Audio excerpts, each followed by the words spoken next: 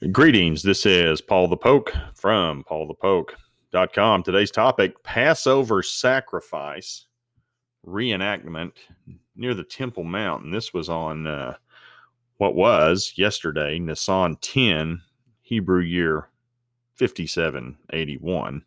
Now that'd be March 24th, 2021 on our Gregorian calendar. So scripture reference is out of Exodus 12, verse 3. Tell all the congregation of Israel that on the 10th day of this month, every man shall take a lamb according to their father's houses, a lamb for a household. So this took place near the Dung Gate in Jerusalem, pretty much essentially at the base of the Temple Mount. Again, Nisan 10, the year 5781. And the thing to take away from this is attitudes are changing. Now, in the past, Passover activities were viewed as agitation to the Muslims. And so the fear was, it's like, oh, if you guys go and do this stuff, you're going to incite violence from the Muslims. So things are changing. And now there's an attitude of acceptance that's growing. And Asaf Freed, spokesman, temple organizations, had the following comments regarding the activities. And I quote, this is Asaf Freed. He, police officer, was enthusiastic that it should take place. He pressed me to make sure it happened.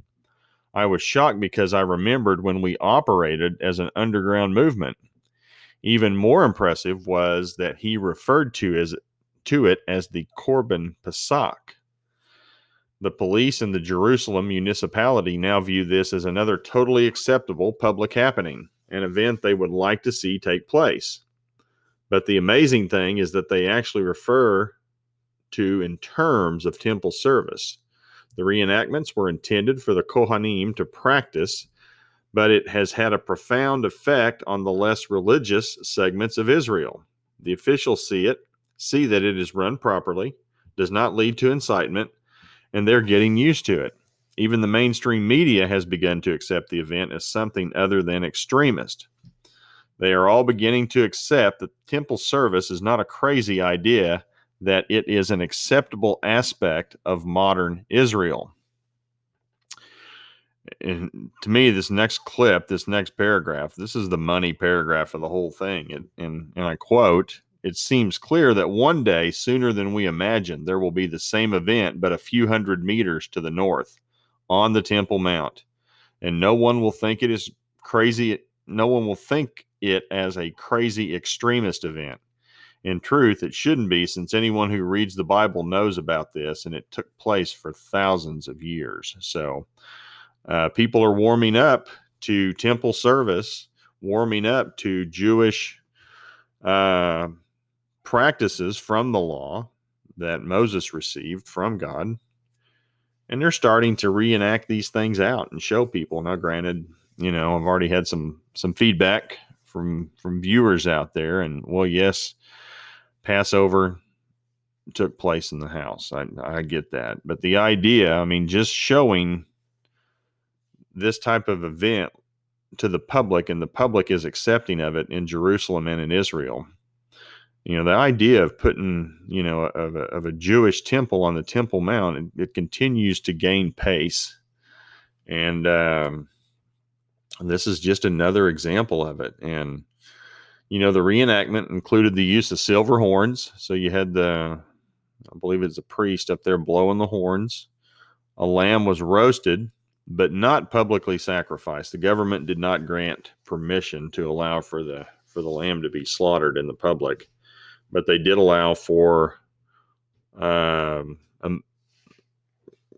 lamb to be grilled publicly. It's a big barbecue. That's what's taking place here, or a big grill, not a barbecue. I'm sorry, but it's a big meat grilling situation. And if you are interested in the public service, you can click on the link below. This was found on YouTube. It is in Hebrew. All the writing's in Hebrew. And the article came from Israel365news.com, Passover sacrifice, dry run takes place near Temple Mount. Police warm up to the idea. Watch it happen.